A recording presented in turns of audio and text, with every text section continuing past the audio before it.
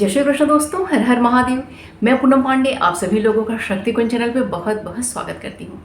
वैसे तो हम सभी लोग प्रतिदिन भगवान शिव का पूजन अर्चन करते हैं, लेकिन भगवान शिव की विशेष पूजा आराधना के लिए प्रत्येक महीने में 2 प्रदोष का व्रत और 1 शिवरात्रि का व्रत पड़ता है। प्रदोष का व्रत प्रत्येक महीने के दोनों पक्ष, कृष्ण पक्ष और शुक्ल पक्ष की त्रयोदशी तिथि को रखा जाता है, और जो शिवरात्रि का व्रत होता है वो प्रत्येक महीने के कृष्ण पक्ष की चतुर्दशी तिथि को रखा जाता है। दोनों ही व्रतों में भगवान शिव का जो पूजन होता है वो एक समान होता है। बस अंतर ये होता है कि दोनों ही पूजन में भगवान शिव की जो विशेष पूजा आराधना की जाती है वो पूजा का समय बिल्कुल अलग होता है। प्रदोष के व्रत में जो पूजा का समय होता है वो प्रदोष काल में अर्थात संध्या काल में किया जाता है, और शिवरात्रि के व्रत में जो भगवान शिव का विशेष पूजा आराधना किया जाता है वह मध्य रात्रि में अर्थात निशीथ काल में किया जाता है। दोनों ही व्रतों में भगवान शिव का जो पूजन है, उनकी विशेष जो पूजा आराधना है वो षोडशोपचार विधि से पूजा करने का नियम है।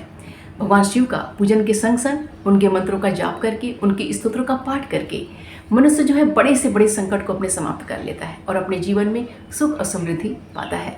आइए जानते हैं कि 2025 में ज्येष्ठ मास के कृष्ण पक्ष का प्रदोष व्रत कब रखा जाएगा और ज्येष्ठ मास का मासिक शिवरात्रि का व्रत कब रखा जाएगा। तो ज्येष्ठ मास के कृष्ण पक्ष की त्रयोदशी तिथि का प्रारंभ 24 मई दिन शनिवार की शाम में 7:20 से हो रही है, और यह त्रयोदशी तिथि अगले दिन 25 मई दिन रविवार की शाम में 3:51 में समाप्त हो जा रही है। उसके पश्चात जो है चतुर्दशी तिथि प्रारंभ हो जा रही है। तो 25 मई दिन रविवार को दो शाम में जो है 3:51 से जो चतुर्दशी तिथि प्रारंभ हो रही है, तो ये जो हमें पूरी रात्रि प्राप्त हो रही है, और अगले दिन 26 मई दिन सोमवार की दोपहर में 12:11 पे जो है चतुर्दशी तिथि समाप्त हो जा रही है। उसके पश्चात जो है अमावस्या तिथि प्रारंभ हो जा रही है। तो इस साल जो है ज्येष्ठ मास का जो कृष्ण पक्ष का जो प्रदोष व्रत है वह 24 मई दिन शनिवार को रखा जाएगा।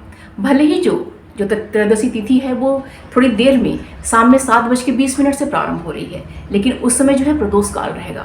तो जो व्रत है वो उसी दिन रखा जाएगा, क्योंकि जो अगले दिन है 25 मई दिन रविवार को शाम में ही 3:51 पे जो है त्रयोदशी तिथि समाप्त हो जा रही है। तो उस दिन जो है प्रदोष काल में हमें त्रयोदशी तिथि प्राप्त नहीं हो रही है, क्योंकि प्रदोष के व्रत का ये नियम ही है कि भले ही पूरे दिन जो है त्रयोदशी तिथि रहे या ना रहे, लेकिन प्रदोष काल में त्रयोदशी तिथि अवश्य होनी चाहिए, तभी जो है प्रदोष का व्रत रखा जाएगा। तो 25 मई दिन रविवार को जो हमें प्राप्त नहीं होगी, इसीलिए यह जो है प्रदोष का व्रत 24 मई दिन शनिवार को रखा जाएगा। तो शनिवार को यह प्रदोष का व्रत पड़ रहा है, इसलिए से शनि प्रदोष व्रत कहा जाएगा। 24 मई दिन शनिवार का जो प्रदोष व्रत है वो शनि प्रदोष है, और शनि प्रदोष व्रत बहुत ही अच्छा माना जाता है। शनि प्रदोष व्रत संतान की प्राप्ति के लिए, संतान के जीवन में चल रहे कष्टों को दूर करने के लिए और संतान के जीवन की सुख समृद्धि के लिए बहुत ही अच्छा माना जाता है। शनि प्रदोष के दिन भगवान शिव की विशेष पूजा आराधना करने से शनिदेव की विशेष कृपा दृष्टि प्राप्त होती है, क्योंकि जो शनिदेव हैं वो भगवान शिव को अपना गुरु मानते हैं। तो इस दिन शिवलिंग का जो विधि विधान के संग अभिषेक करता है, उनका जो है श्रृंगार करता है, उनकी जो विशेष स्तुति करता है, उनके मंत्रों का जाप करता है, इससे शनिदेव की विशेष कृपा दृष्टि प्राप्त होती है। इस दिन जो है शिववास जो है वो शाम में 7:20 तक नंदी पे है, उसके पश्चात जो है भोजन में है। प्रदोष काल की पूजा के समय जो है अश्विनी नक्षत्र का संयोग हमें प्राप्त होगा। इस दिन का जो प्रदोष काल है वो शाम में 6:41 से प्रारंभ हो जाएगा, लेकिन हमारा प्रदोष का जो शुभ मुहूर्त है वो शाम में 7:20 से शुरू होगा, क्योंकि जो हमारी त्रयोदशी तिथि है वो शाम में 7:20 से शुरू हो रही है। तो प्रदोष कालीन पूजा का जो शुभ मुहूर्त है वो शाम में 7:20 से लेकर रात्रि में 8:47 तक है। आइए अब जानते हैं कि ज्येष्ठ मास का शिवरात्रि का व्रत कब रखा जाएगा।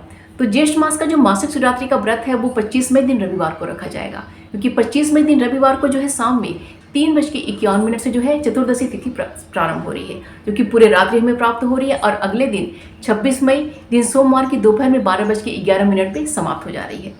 तो शिवरात्रि व्रत का ये नियम है कि भले ही पूरे दिन चतुर्दशी तिथि रहे या ना रहे, लेकिन निशीथ काल में अर्थात मध्य रात्रि में जो है चतुर्दशी तिथि अवश्य ही रहनी चाहिए, तभी ये जो व्रत रखा जाएगा। तो 25 मई दिन रविवार को जो है हमें रात्रि में ये प्राप्त हो रही है, और 26 मई को हमें प्राप्त नहीं होगी, क्योंकि उस दिन दोपहर में ही समाप्त हो जा रही है। इसीलिए यह जो है शिवरात्रि का जो व्रत है वो 25 मई दिन रविवार को रखा जाएगा। तो 25 मई दिन रविवार का जो मासिक शिवरात्रि का व्रत है यह सर्वार्थ सिद्धि योग में और शोभन योग में संपन्न होगा, जो कि बहुत ही ज़्यादा शुभ और बहुत ही ज़्यादा उत्तम रहेगा। इस दिन का जो शिववास है वो 3:51 तक जो है भोजन में है, उसके पश्चात जो है शमशान में रहेगा। इस दिन का जो राहु काल है वो शाम में 5 बजे से लेकर शाम में 6:41 तक है। तो आप लोग जो है राहु काल का जो समय है इसको अवॉइड कीजिएगा। इसमें कोई भी जो है पूजा पाठ आदि का जो संकल्प आदि का कार्य नहीं करिएगा, ठीक है। इस दिन की जो प्रदोष काल में अगर आप पूजा करना चाह रहे हैं तो प्रदोषकालीन पूजा का जो शुभ मुहूर्त है वो शाम में 6:41 से लेकर शाम में 7:44 तक है। और निषेध काल की पूजा का जो शुभ समय है वो रात्रि में 11:35 से लेकर रात्रि में 12:17 तक है। शनि प्रदोष के दिन और शिवरात्रि के दिन भगवान शिव का जो है आप लोग षोडशोपचार विधि से पूजन कीजिएगा। उनका जो है अनेकों प्रकार से जो भी आपके पास जो है खाद्य सामग्री है उनका ज़्यादा से ज़्यादा अभिषेक करने का प्रयत्न कीजिएगा। और जितने भी आपके पास पत्र पुष्प उपलब्ध हों सभी से जो है इनका आप श्रृंगार कीजिएगा, क्योंकि महादेव को जो है अभिषेक और श्रृंगार दोनों ही अत्यंत प्रिय है। और शनि प्रदोष के दिन जो है शिवलिंग पे काला तिल और काली उड़द जो है अवश्य अर्पित कीजिएगा। और शनि देव के जो है नाम का जो है सरसों के तेल का दीपक जो है आप लोग अवश्य जलाइएगा।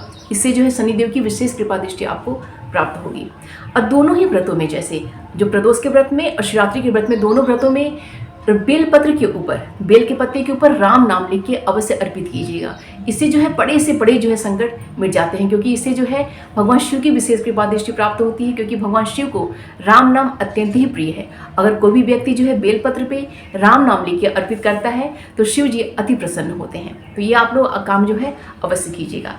इसके अतिरिक्त जो है आप लोग शिव महिम्न स्तोत्र का पाठ अवश्य कीजिएगा, क्योंकि सभी स्तोत्रों में जो है शिव महिम्न जो स्तोत्र है वो बहुत ही ज़्यादा फलदायी मानी जाती है। इसके अलावा आप उमा महेश्वर स्तोत्र का पाठ कर सकते हैं, जो है पंचाक्षर स्तोत्र का पाठ कर सकते हैं, दारिद्र्य दहन शिव स्तोत्र का पाठ कर सकते हैं, रुद्राष्टक का पाठ कर सकते हैं, और बहुत ही अच्छे अच्छे शिवाष्टक हैं उनका पाठ भी आप लोग कर सकते हैं। भगवान शिव का जो सहस्त्र नाम है उसका भी जो है पाठ बहुत ही ज़्यादा फलदायी माना जाता है। तो जितना देखिए आपके पास समय है उसके अनुसार जो है स्तोत्रों का आप लोग पाठ कीजिएगा। और जिस भी मंत्र का आप जाप करते हैं उस मंत्र का ज़्यादा से ज़्यादा जाप करने का प्रयत्न कीजिएगा। और पूरी पूजा जो है आप लोग श्री सांब सदा शिवाय नमः, श्री सांब सदा शिवाय नमः ये बोलते हुए आप लोग अपनी पूजा जो है संपन्न कीजिएगा। ये दोनों ही व्रत जो हैं बहुत ही ज़्यादा फलदायी माने जाते हैं। तो आप जो भी व्रत करते हो, चाहे आप प्रदोष का व्रत करते हो, चाहे आप शिवरात्रि का व्रत करते हो, आप जो है पूजा को बहुत ही अच्छे से संपन्न कीजिएगा और अपने व्रत को जो है बहुत ही अच्छे से संपन्न कीजिएगा। महादेव और माता पार्वती जो है अत्यंत ही कृपालु, अत्यंत ही दयालु हैं। वो हमारे भूल चूक जो भी होती हैं उसको क्षमा कर देती हैं और उनकी कृपा दृष्टि में बहुत ही सहजता से प्राप्त हो जाती है। तो उम्मीद करती हूँ कि यह वीडियो आप सभी के लिए बहुत ही हेल्पफुल होगा। वीडियो जरा सा भी पसंद आएगा तो प्लीज़ लाइक कीजिएगा, कमेंट बॉक्स में हर हर महादेव अवश्य लिखिएगा, वीडियो को शेयर कीजिएगा। चैनल पे अगर नए हैं तो प्लीज़ चैनल को सब्सक्राइब अवश्य कर लीजिएगा। मिलते हैं अगले वीडियो में। अपना और अपनों का ख्याल रखिएगा। जय श्री कृष्ण, हर हर महादेव।